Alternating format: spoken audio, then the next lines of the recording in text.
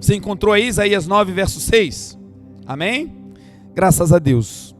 Diz assim a palavra do Senhor. Isaías vai falar sobre Jesus. Isaías vai falar sobre o nascimento de Jesus. E vai dizer então sobre quem Jesus é. E ele começa o verso dizendo: porque um menino nos nasceu, um filho se nos deu, e o principado, em outras traduções vai dizer, e o governo estará sobre os seus ombros, e será chamado o seu nome Maravilhoso, Conselheiro, Deus Forte, Pai da Eternidade e Príncipe da Paz. Do aumento deste governo e da paz não haverá fim. Amém? Pai, oramos a Ti nessa noite, pedindo, Jesus, a Tua graça, pedindo, Jesus, a Tua bondade. Senhor, sem Ti nada poderemos fazer, mas contigo, Senhor, tudo é possível àqueles que creem. Espírito Santo, que aquilo que é vazio em nós seja preenchido agora pelo Senhor. As áreas, Senhor, que estão obscuras em nós, que sejam agora iluminadas pelo Senhor. Que cada um de nós possamos sair daqui, Senhor, cheios, não apenas de informação, Senhor, não apenas de conhecimento humano, terreno, mas que todos nós possamos sair daqui aprimorados, acrescidos no conhecimento sobre quem Jesus é. Muito obrigado, Senhor, porque Tu és bom, porque eterna é a Tua misericórdia e a Tua verdade dura de geração em geração. Ajuda-me, Senhor, agora. Ajuda-me a ser um expositor claro da Tua palavra. Que eu seja um facilitador e não um complicador. Que todos nós, juntos, possamos adorar ao Teu nome, ouvindo a Tua santa palavra. Muito obrigado, Jesus, porque até aqui o Senhor tem nos ajudado. A Ti, Deus, nós damos toda a honra, toda a glória e todo o louvor, em nome de Jesus. Amém. Amém? Esse texto de Isaías vai falar sobre algo que muitas vezes nós, na vida cotidiana, nas nossas atitudes, nas nossas tomadas de decisões, nós desconsideramos. Nós temos um conhecimento sobre o poder de Jesus. Nós temos uma ciência, uma consciência de que Jesus, Ele é o Filho de Deus, de que Jesus, Ele é o unigênito do Pai, de que Jesus é o primogênito dentre muitos irmãos. Nós sabemos que Jesus veio a essa terra para libertar os cativos. Foi o próprio Senhor Jesus quem um dia na sinagoga, quando ele pegou o livro e leu o que Isaías tinha escrito ao seu próprio respeito, o Senhor Jesus, ele entra na sinagoga, os olhos de todos estão fitos nele, estão fixados nele, e ali então ele pega do auxiliar os pergaminhos, e ele encontra, o texto vai dizer que ele acha, ele lê aquilo que ele encontrou nas escrituras, e que falava sobre ele leu o profeta Isaías. E o que ele leu? Ele leu um trecho que diz, ao seu próprio respeito: eis que o Espírito do Senhor está sobre mim, porque Ele me ungiu para libertar os cativos, para dar liberdade aos oprimidos, para pôr em liberdade os cativos, para pregar restauração da vista aos cegos, para declarar o ano aceitável do Senhor. E quando ele declara essas palavras, ele se assenta. E quando ele se assenta, todos estão com os olhos fixos nele. Porque quando ele leu esse texto, algo no mundo espiritual se moveu. Antes dele interpretar o texto, a forma como Jesus estava lendo impactou as pessoas que estavam ouvindo.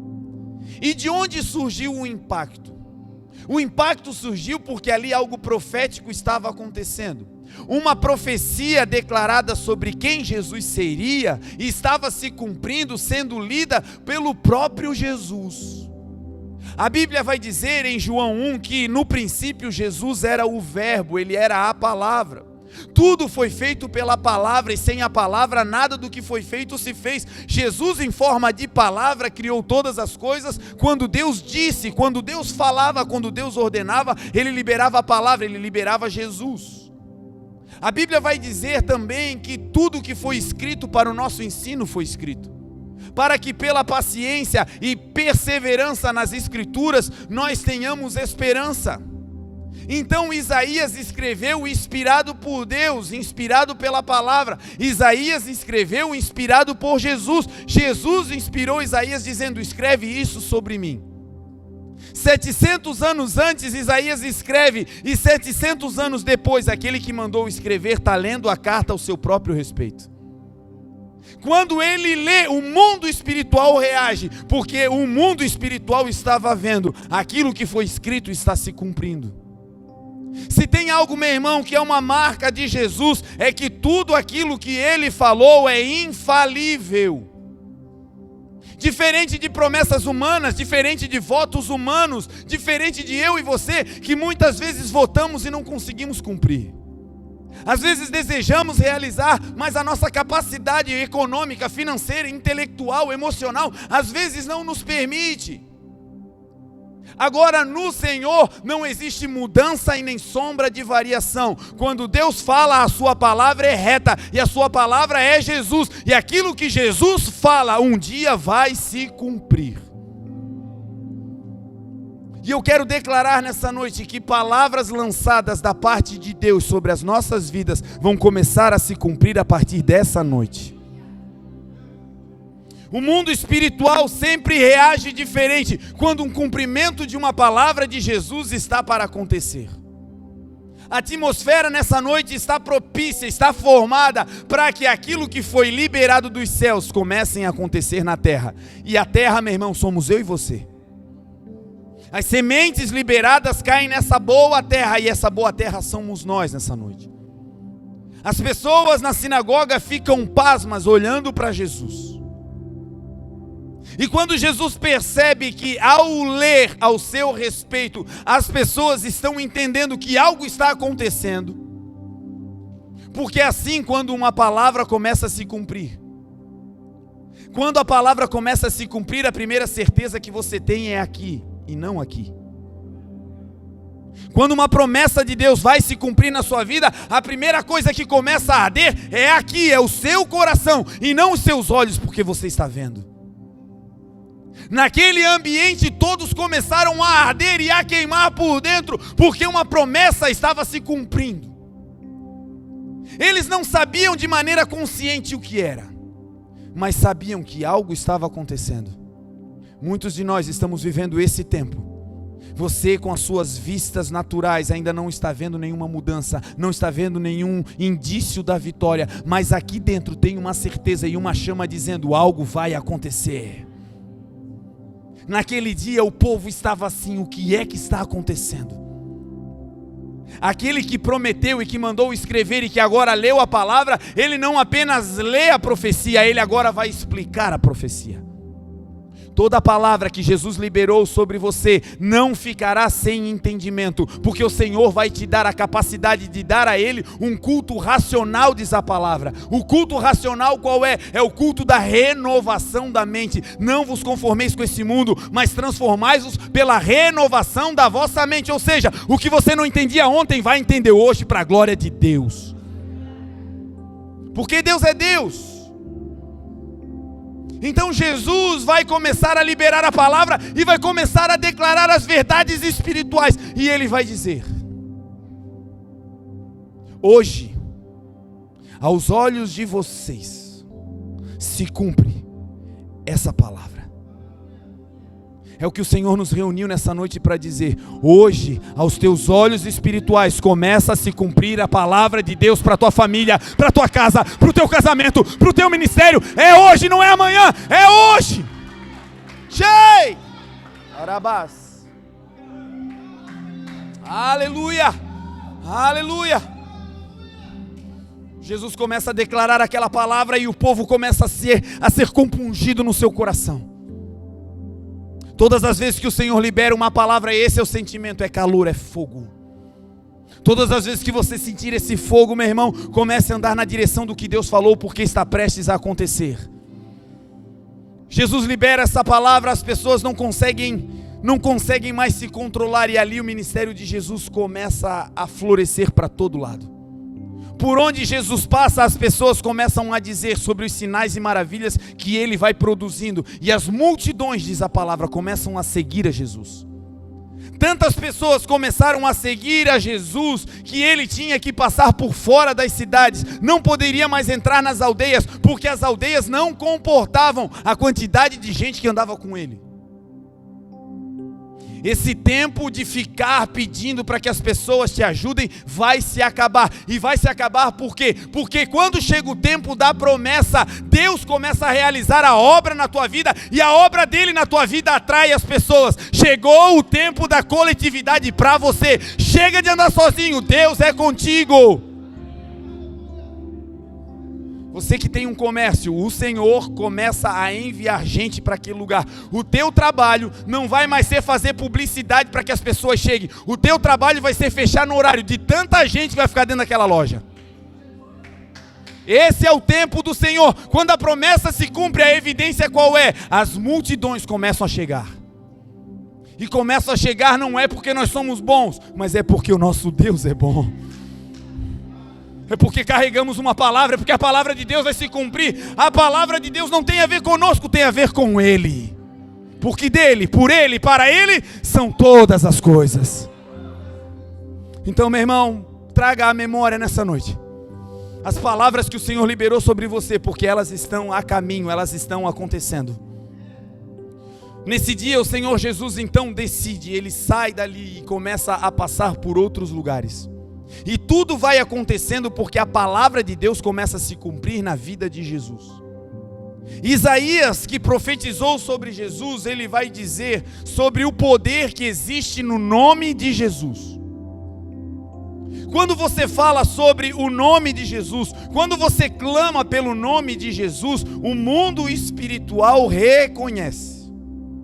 Jesus não é como falar Pedro, Paulo, João, Marlon, Maria, não. Quando você fala o nome de Jesus, o mundo espiritual obedece a esse nome. A Bíblia vai dizer que Jesus ele estava com Deus. Filipenses 2,5, de sorte que haja entre vós o mesmo sentimento que houve em Cristo Jesus, o qual, sendo Deus, não teve por usurpação ser igual a Deus, pelo contrário, esvaziou-se a si mesmo, fazendo-se servo, tornando-se semelhante aos homens, e achado na forma de homem, humilhou-se a si mesmo, sendo obediente até a morte e morte de cruz, pelo que Deus o exaltou soberanamente, e lhe deu um nome que está acima de todo nome, para que ao nome de Jesus todo joelho se dobre no céu, na terra e debaixo da terra, e toda língua confesse: Jesus Cristo é o Senhor, para a glória de Deus Pai. Se o Senhor pudesse abrir os nossos olhos, nós veríamos o seguinte: nós veríamos, ao citar o nome do Filho, uma reverência coletiva entre anjos e demônios se curvando ao nome de Jesus. Quando você está no olho do furacão lá na sua casa e você diz Jesus, esse Jesus, ele ecoa pela eternidade. E por onde esse nome passa, as autoridades espirituais, elas precisam se dobrar, porque ao nome de Jesus todo joelho se dobrará. Quando clamamos o nome de Jesus, uma bomba espiritual entra no ambiente. E é sobre isso que Isaías vai falar, ele vai ensinar sobre o poder do nome de Jesus. Quando você chama Jesus, quando você declara Jesus, você não está apenas chamando Jesus, você está chamando à existência o poder que existe no nome de Jesus. Você, quando fala Jesus, você está trazendo para a sua vida toda a autoridade e todo o poderio que está contido no nome de Jesus. E o nome de Jesus, para começar, disse Isaías: um menino nos nasceu, veio a essa terra como um menino. não nasceu formado, ele veio para cá como um embrião.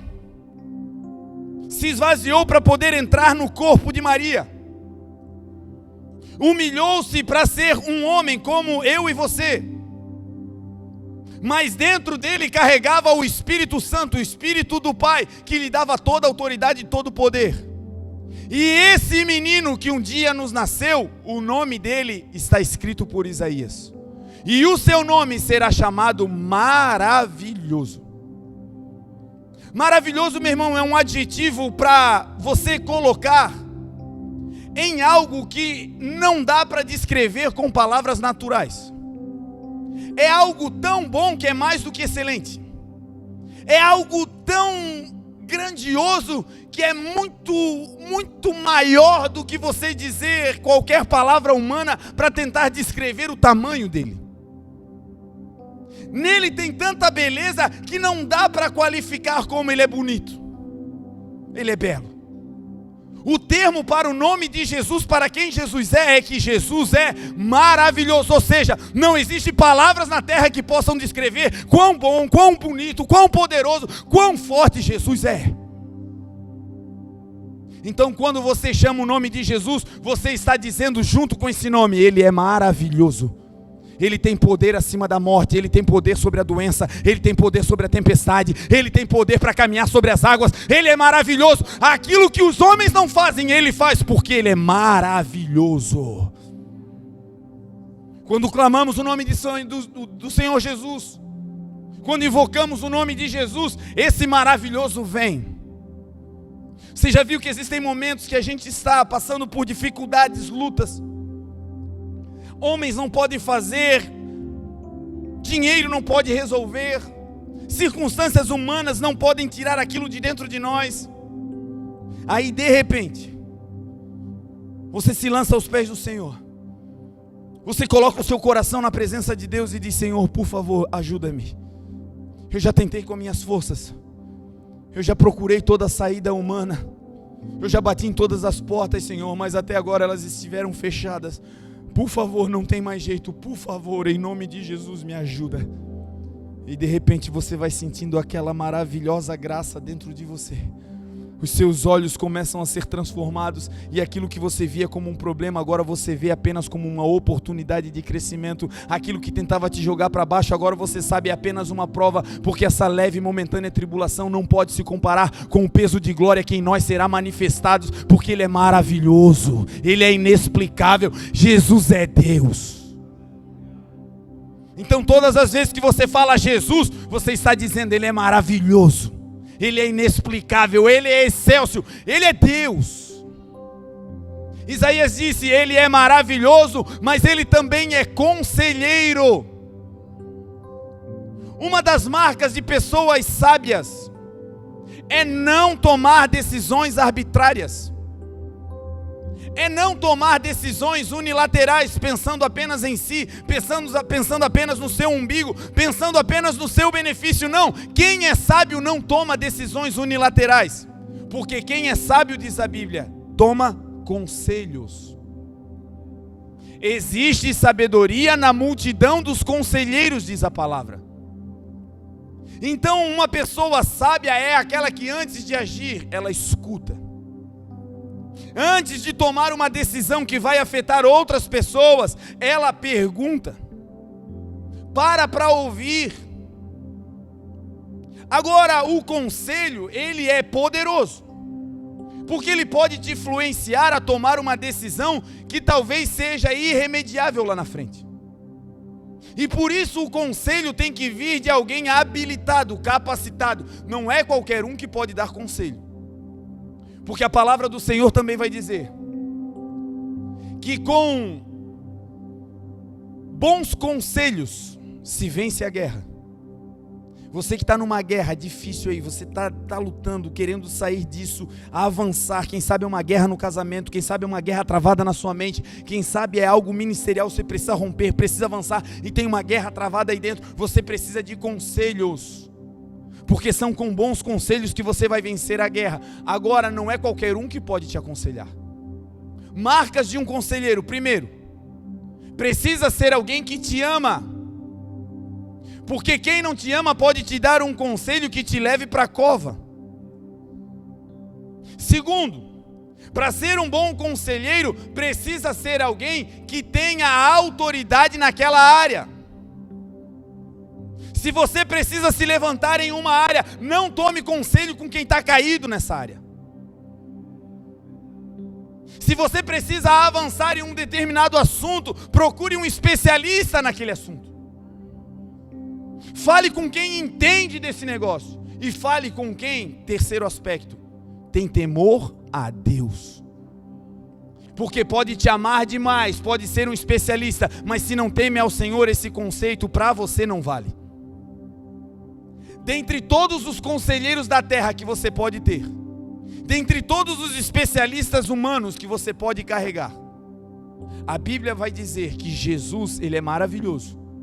E que quando você clama o nome de Jesus, o poder que está nesse nome vem sobre a sua vida. E qual é um dos poderes que está no nome de Jesus? É que Jesus não é apenas maravilhoso, ele é conselheiro.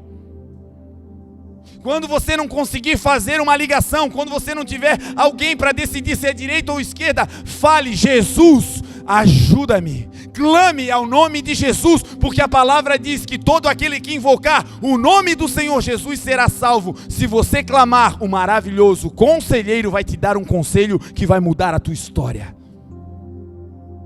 Que o Senhor seja o teu conselheiro, meu irmão. Que o Senhor seja o teu conselheiro, minha irmã. Porque às vezes o conselho de Jesus é completamente contrário ao que o mundo está pregando. Na maioria das vezes o conselho do mundo é para nos poupar no momento. E os conselhos de Jesus muitas vezes são para que a gente perca naquele momento. Os conselhos do mundo é: não deixa ninguém te humilhar. O conselho do mundo é: se defenda. E os conselhos de Jesus é: se alguém te forçar a andar 1 milha, vai com ele 2. Se alguém te roubar a capa, entrega também a túnica. Se alguém te ferir em uma face, entrega também a outra. Porque fazendo isso, você amontoará brasas vivas sobre a cabeça dele. Sabe o que é isso? É você ser agredido e pagar com o bem. E a pessoa sai cheia de brasa na cabeça dizendo: ele é doido. Fiz o mal, só prejudiquei e ele me trata bem. Brasa na cabeça, ele é doido. E lá na frente eles vão saber que você não agiu debaixo de um impulso humano, mas que você agiu debaixo do maravilhoso conselheiro. As maiores vitórias que você vai ver na Bíblia foram vitórias que aconteceram porque o povo de Deus pediu ao Senhor conselho. Davi era um especialista em guerras. Davi ia para as batalhas e estava acostumado a vencer. Agora o interessante de Davi é que ele aprendeu que a vitória que ele tinha não vinha dele, mas vinha porque o Senhor era aquele que dava a estratégia da guerra. Que o Senhor era aquele que dava o conselho. Era o Senhor que vinha e dizia: vai, Davi, porque eu vou entregar eles na tua mão. Davi vinha de batalhas de matar milhares e alcançar cidades, de avançar sobre reinos. E depois ele ia enfrentar cidades menores, exércitos muito menores do que o anterior. E sabe o que Davi fazia? Certa vez, depois de vencer um grande exército, Davi vai para um canto e diz: Senhor, ali estão os meus inimigos. Eu devo descer a eles, eu devo ir a eles, Senhor. Tu vais entregá-los na minha mão? E pasmem, o Senhor disse: não vai, Davi. Não vai para essa batalha, Davi. Não vai pela frente, não faz isso, Davi. Mas eu vou te dar uma estratégia, eu vou te dar um conselho, Davi. Você vai se acampar por detrás das amoreiras. Você vai ficar debaixo das árvores, você vai ficar debaixo da copa delas. E quando você ouvir um estrondo sob a copa das amoreiras, aí você sai, porque eu já saí na tua frente para derrotar os teus inimigos. Ei, o conselho te poupa trabalho em vão. O conselho te faz andar na energia certa. O conselho te dá o time certo para vencer as tuas batalhas. Então tem estratégia que Deus dá que você diz: é doido esse Deus, meu Deus do céu. Tem estratégia que Deus dá que vai contra tudo que você aprendeu na faculdade. Quando comecei a caminhar com o Senhor me pegou na minha vida técnica, na minha vida profissional. E eu fiz faculdade aqui na FUB, estudei, fiz especializações na área do treinamento desportivo e comecei a trabalhar com equipes de competições. Os meus atletas me odiavam, porque eu era o preparador físico e a minha ideia era, se eles não morrerem no treino, eles não vão morrer no jogo. Então o meu treino era kamikaze, ou o cara saía vivo ou ele saía vivo, ou não saía. E os atletas não gostavam muito disso. Aí eu me converti. E o Senhor começou a dar uma estratégia. O Senhor começou a dizer: olha, você agora não está mais aqui para fazer eles correrem na quadra. Agora você está aqui para fazer eles correrem para mim. E entrou um conflito, porque eu digo: Senhor, eles não gostam de mim. E assim, para eu manter o meu emprego, eles têm que correr, Senhor. E pasmem, planejava todo o trabalho, botava no tablet e ia para o ginásio. Quando chegava na frente do ginásio, o Senhor vinha e dizia: não é esse o treino. A série que você vai fazer é assim, essa está muito pesada, você vai diminuir assim. E aí eu discutindo com Deus dentro do carro, falando de fisiologia, dizendo: Senhor, isso não funciona.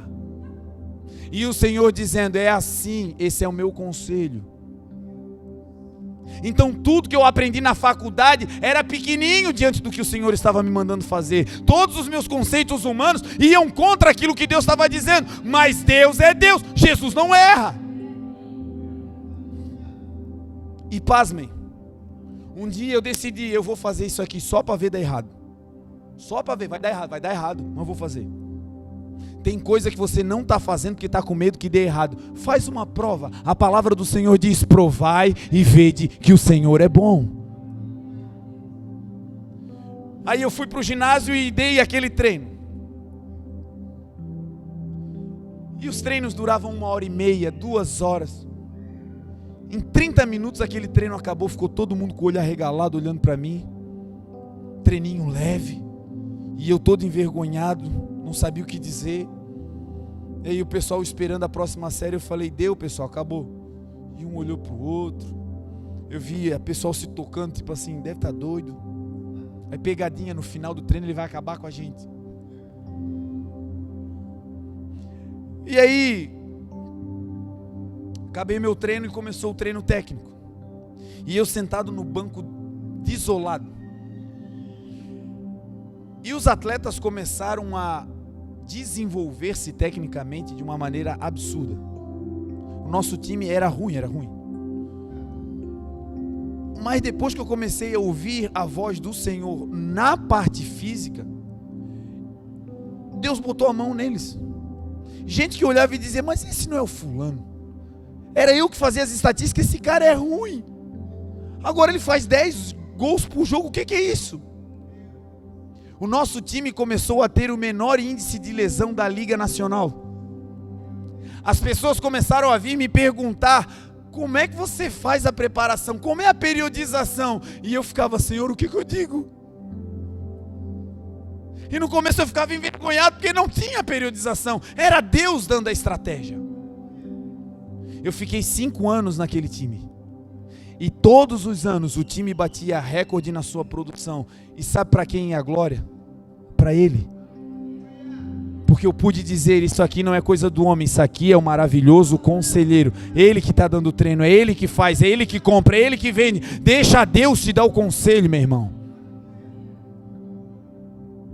Jesus não é apenas maravilhoso conselheiro, Jesus é Deus. O maior adjetivo, o maior título que alguém pode ter é de Deus.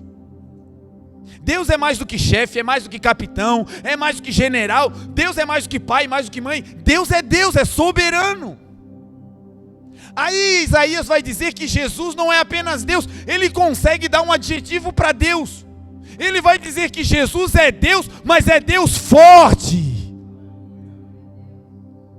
Não é como os deuses de madeira, não é como os deuses de pedra. Jesus é Deus vivo, é Deus forte, é confiável. Por isso, quando você clama ao nome de Jesus, esse Deus forte se levanta em teu favor. Por isso que esse Deus forte quebra muralhas, Ele cura leprosos, Ele levanta mortos. Jesus é Deus. Aleluia! Aleluia!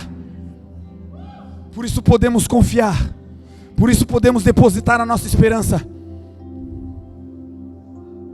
Abacuque declarou em Abacuque 3, verso 17: passando no meio de uma grande dificuldade, talvez você se encontre assim. Se encontrava, em nome de Jesus, Deus está virando cativeiro. Se encontrava. Abacuque estava no meio do furacão, no meio do temporal, num dia mau. E aí ele começa a falar da sua devoção e da sua confiança em Deus. E ele vai dizer: ainda que a figueira não floresça, ainda que a videira não dê o seu fruto, ainda que o produto da oliveira minta, ainda que os campos não produzam mantimentos, ainda que as ovelhas sejam arrebatadas da malhada, ainda que nos currais não hajam bois, todavia eu confiarei no Senhor e me alegrarei no Deus da minha salvação. Os seus olhos podem não estar agora vendo, talvez a videira não está dando fruto, talvez o produto da oliveira ainda não veio, talvez aquilo que te prometeram ainda não chegou, mas Deus é fiel, vai acontecer. Deposite a tua esperança em Jesus, porque Jesus é Deus e Ele é Deus forte. Lembra disso, meu irmão? Quando sair daqui, lembre-se disso, um maravilhoso conselheiro está indo com você. E quando você clama por Jesus, vem Deus. Deus vem, entra no teu carro. Deus vem, entra na tua casa. Deus entra no teu casamento. Deus entra no teu quarto. Deus entra, Ele vai com você. Você vai sair daqui hoje e Deus vai com você. E esse Deus atende pelo nome de Jesus. E Jesus é Deus forte. Maior do que as dores, maior do que a doença, maior que a depressão, maior do que a crise financeira. Ele é Deus forte.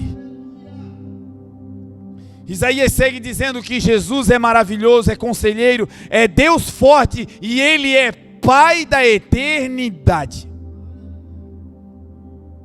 Se tem algo que nós, seres humanos, finitos, limitados, temos dificuldade para administrar, é o tempo. Se tem algo que a gente consegue se enrolar, é na administração do tempo. Coisas que precisamos realizar e a gente diz: não tenho tempo. Mas na verdade não é que não temos tempo, é que administramos mal o nosso tempo.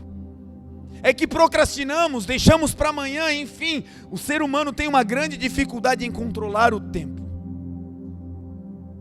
Controlar não é o termo, mas administrar o tempo. E aí o texto vai dizer que Jesus é Pai da eternidade.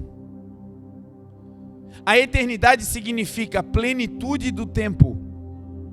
Nós estamos aqui em um tempo fragmentado, com início, meio e fim. Um dia o Senhor virá. A palavra de Deus diz que aquele que há de vir, em breve virá e não tardará.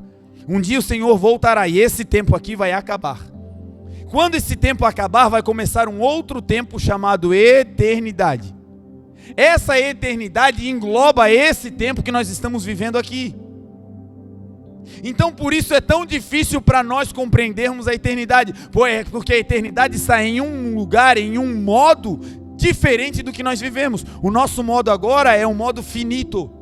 Tudo nessa terra vai ter um fim, menos a palavra. Aí um dia a palavra, que é Jesus, vai nos levar, nos transportar para a eternidade. E a eternidade é um tempo que não tem começo e nem fim, ela é. Nós, seres humanos, temos essa dificuldade, gente, de dominar as situações relativas ao tempo. Salomão, um grande sábio, que recebeu de Deus sabedoria, ele escreveu o seguinte. Ele disse que a sabedoria, ela tem dois pilares. Ela tem dois sustentáculos. E ele vai dizer que aquele que teme ao Senhor, em Eclesiastes, aquele que teme ao Senhor, ele desvia a sua alma do mal. E o sábio, aquele que detém sabedoria, ele discerne o tempo e o modo de todas as coisas.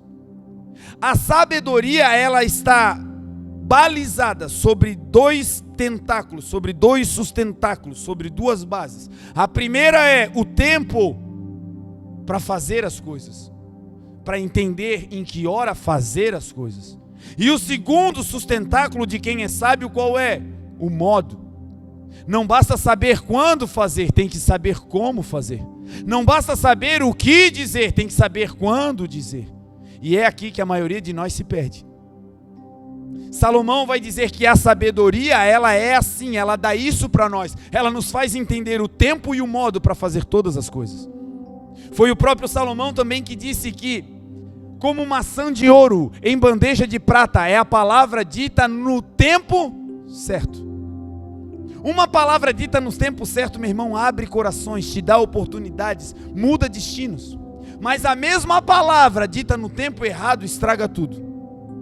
Você já teve essa oportunidade de às vezes falar e querer buscar de novo porque diz, não era agora. Perceba que é maçã de ouro, valorosa, apresentada em bandeja de prata, é algo grandioso. Mas se essa palavra é dita fora do tempo, perde o valor. E ao invés de glorificar a Deus, ela rouba a glória do Senhor. Foi o próprio Salomão também que escreveu dizendo que aqueles que entendem o tempo e o modo para realizar todas as coisas, eles vão receber uma recompensa da sabedoria.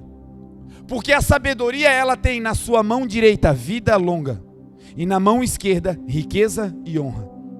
Olha o que Deus tem reservado para aqueles que andam no tempo certo, para aqueles que sabem o modo de fazer todas as coisas. É sábio, e porque é sábio ele vai receber vida longa. O inimigo não vai botar um ponto final na tua história. A tua história só vai acabar quando o Rei da Glória disser, vem meu servo, vem minha serva. Até lá você vai viver para a glória de Deus.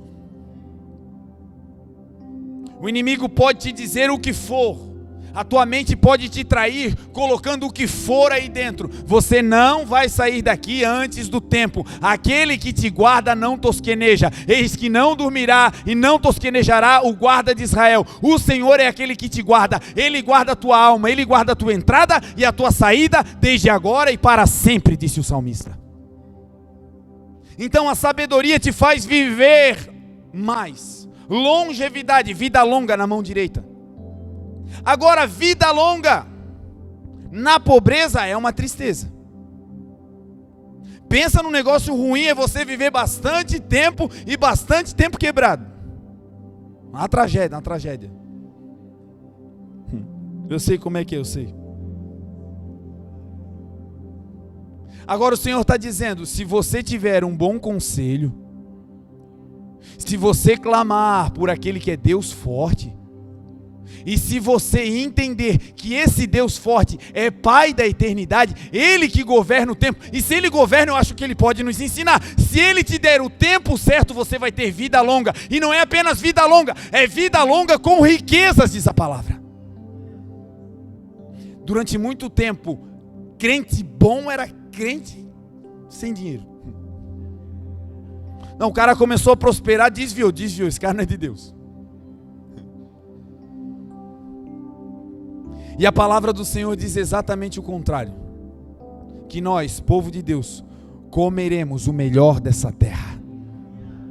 A palavra do Senhor vai dizer, mas o meu Deus, segundo as suas riquezas, suprirá todas as minhas necessidades em glória por Cristo Jesus. Ei, Deus tem uma vida boa para você. Deus tem, meu irmão. Parece impossível, mas assim, tem um período reservado de bonança. A pergunta é, quando? Quem é o dono do tempo? É o maravilhoso conselheiro, é o Deus forte, é o Pai da eternidade. É Jesus que vai te levar a esse lugar e a esse tempo, onde você terá vida longa, mas com riqueza. E mais, com o Senhor Jesus, nós teremos vida longa e riqueza. Agora também, vida longa e riqueza na mão de quem não tem honra, é uma grande tragédia. Quantas pessoas nós estamos vendo com vida longa, viveram muito tempo, cheio de riquezas terrenas, mas que estão passando os últimos dias da sua vida na cadeia, porque perderam a honra. Quantas pessoas nesse tempo no Brasil nós estamos vivendo essa situação, com riqueza, vida longa, mas sem honra. E aí o Senhor está dizendo: se vocês andarem comigo, eu vou dar vida longa para vocês, vocês serão sábios, vocês vão administrar bem o tempo, eu vou dar riqueza para vocês, mas essa riqueza vai gerar honra para vocês. Vamos ficar velhinho e as pessoas vão passar dizendo: era um homem de Deus. Não, só está velhinho, mas ainda é de Deus. E quando esse tempo chegar, lembre-se dos irmãozinhos. Que é assim, né? Está passando, está indo para a eternidade, a riqueza toda vai ficar, aleluia. Jesus é maravilhoso, é conselheiro, é Deus forte, é Pai da eternidade. Que nessa noite o Senhor coloque um domínio do seu nome sobre a nossa vida em todas as áreas. Que na hora de um conselho, pai, mãe, especialista, isso tudo é bom, mas sobre todo o conselho humano, o que vai valer sobre nós é a palavra do Senhor. Que na hora da dificuldade, você peça ajuda para quem você puder, mas no final, a ajuda que vai vir e vai definir a tua história, esteja cravada no teu coração, é Jesus. Vai acontecer conosco como Jó declarou: eu sei que o meu Redentor vive, e por fim ele se levantará sobre a terra. Foi também Jó quem declarou: há esperança para a árvore que, se for cortada, ainda se renovará e não cessarão os seus renovos. Se a sua raiz envelhecer na terra e o seu tronco morrer no pó, ao cheiro das águas brotará e dará ramos como a planta. Talvez hoje um período de sequidão, mas a água da palavra está passando. Você está bebendo dessa água, te prepara, o renovo do Senhor chegou para a tua vida. Jesus é maravilhoso, conselheiro, Deus forte, Pai da eternidade. E para fechar, quando você clama por Jesus, o príncipe da paz chega. No meio de uma discussão, dá uma de doido. Lá em casa a gente começou a experimentar isso quando a gente se converteu. Nós escutávamos na igreja e aplicávamos em casa. Eu não era uma pessoa muito fácil assim. Sim, era um pouco difícil talvez no convívio. Assim, cada um tem os seus defeitos, né? E a Grazi era um poço de paciência. E quando a gente casou, eu conseguia tirar a paciência dela.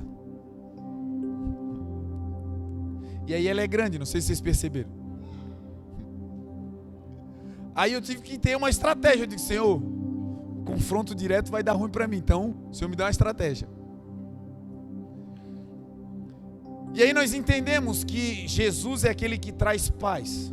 A Bíblia diz que Jesus, a sua palavra, onde Deus está, não existe confusão. Deus não é Deus de confusão. Discussão na tua casa, briga no casamento, briga na igreja, briga no trabalho, e isso não vem de Deus. Jesus, que é Deus, é príncipe da paz. Então quando você clama o nome de Jesus, o príncipe da paz, ele vem. E ele traz com ele quem? A sua paz. Eu vos dou a minha paz, disse o Senhor, não as dou como o mundo dá. A minha paz eu entrego a vocês, disse o Senhor. Sempre que Jesus entrava num lugar, qual era o cumprimento dele? Ele chegava num lugar. Um dia ele chegou, os discípulos estavam chorando porque ele tinha morrido. As mulheres vieram e disseram: olha, ele ressuscitou. Eles continuaram chorando porque não acreditaram nas mulheres. E estavam dentro da casa, todo mundo chorando. E aí Jesus entra, tudo fechado. Jesus entra do nada, dentro da casa. Como é que Jesus entra num lugar todo fechado? É que Jesus é Deus. É por isso que Jesus pode sair daqui agora e entrar lá na UTI. Está tudo fechado, mas Jesus entra para curar e acabou. Não importa onde o teu irmão, a tua família, não importa onde ele está, em que viela, em que biqueira, não importa. Jesus é Deus, ele entra. E quando ele entra, a luz resplandece nas trevas. E aí Jesus entra no meio da casa. Eu penso no apavoro dos discípulos. Quando eles estavam querendo correr, aquele alvoroço, Jesus disse: paz seja convosco. Quando Jesus entra, ele não entra trazendo confusão, ele entra e a evidência dele é paz. Ele está entrando uma vez mais no nosso coração e essa paz vai transbordar. Amanhã, segunda-feira, esse Jesus vai com você lá no teu trabalho, aquele lugar de contenda vai cessar e vai ser um manancial de paz. E quando a paz estiver acabando, é só clamar: Jesus! E o príncipe da paz vem. O Senhor Jesus disse: eu não vim para ser servido, eu vim para servir. Ele é Deus, mas quando a gente chama, Ele sai da onde Ele está para nos atender. A boa notícia: Jesus está em todo tempo, em todo lugar, o tempo todo. Jesus é Deus. Para finalizar, o texto diz: da extensão desse domínio e dessa paz, jamais haverá fim. Essa obra que Deus está fazendo hoje no teu coração não vai ter mais fim. Essa paz que Deus está colocando, esse conselho que Deus está te dando, essa alegria de voltar a viver as coisas do Senhor, isso não vai mais se acabar. A palavra de Deus garante a extensão desse domínio e esse governo e dessa paz, nunca mais haverá fim. Eu e a Grazi, no meio dos conflitos, quando começava uma dificuldade, eu era cheio de argumento. E eu falava: não, mas é assim, mas é isso, mas é aquilo. E do nada ela metia uma de louco e começava: Jesus, Jesus. E aquilo me dava uma raiva de: que isso? Olha aqui, eu estou dizendo negócio sério. Jesus, Jesus, Jesus, Jesus. Incrível que, citando o nome de Jesus, aquele ambiente de contenda primeiro ia me constrangendo, que era o nome de Jesus. Quem é que consegue brigar por coisa humana quando Jesus está no lugar? E eu ia murchando, saía rindo para um canto assim. E depois nós entendemos que todo ambiente que a gente vai, o Senhor pela misericórdia nos levou a algumas nações para pregar a sua palavra. E quando a gente chegava numa casa, numa igreja, em algum lugar que o ambiente era de guerra, a chave para trazer a paz é simples: Jesus. Você crê nisso? Que o nome de Jesus é suficiente? Se coloque de pé nessa noite em nome de Jesus.